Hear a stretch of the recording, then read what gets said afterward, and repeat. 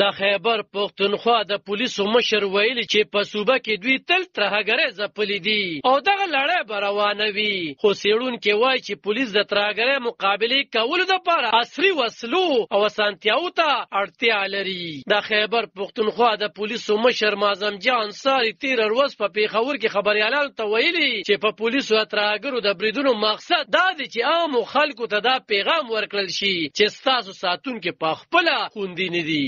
نوموړي ویلي چې دا د مورال غورځولو هڅه ده او دې کې ترهګر ناکامه شوي دي. د معظم جان انصاري په وینا موږ وړاندې خوم د ترهګرو مخې ته ولاړو او اوس په خوم د دوی مقابلې ته ولاړ یو. د پولیسو مشر معظم جان انصاري دا خبرې په داسې حال کې کړي چې د چهارشنبې پر ورځ په لکي مروت کې 6 پولیس عسکر په یو برید کې وژل شوي وو. دغه برید ذمہواري تحریک طالبان پاکستان منلې وه. د خیبر پښتونخوا پولیسو لخوا جاري شوو شمیرو کې ویل شوي چې د روان کال د جنوري د میاشتې تر نومبر میاشتې پورې 115 پولیس خلکار وژل شوي دي او بېلابېلو پیښو کې 109 عسکر ټپیان شوي دي. تر ټول زیات 14 پولیس عسکر د اپریل په میاشت کې وژل شوي دي. د زیاتو بریدونو ذمہواري تحریک طالبان پاکستان منلې ده. د روان نومبر میاشتې د لومبۍ نیټې نه تر 15 نیټې پورې د 6 بریدونو ذمہواري منلې ده. دا ټولې حملې په خیبر پښتونخوا کې شوي دي.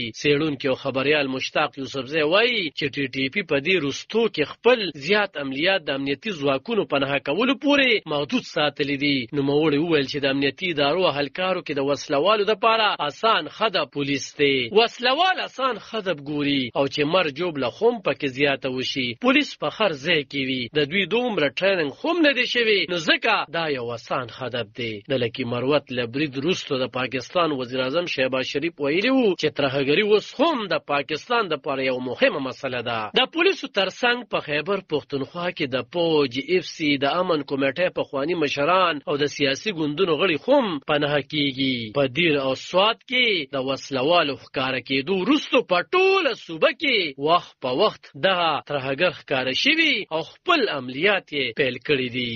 علب خان شیرپو دلبر نیوز 400 د خیبر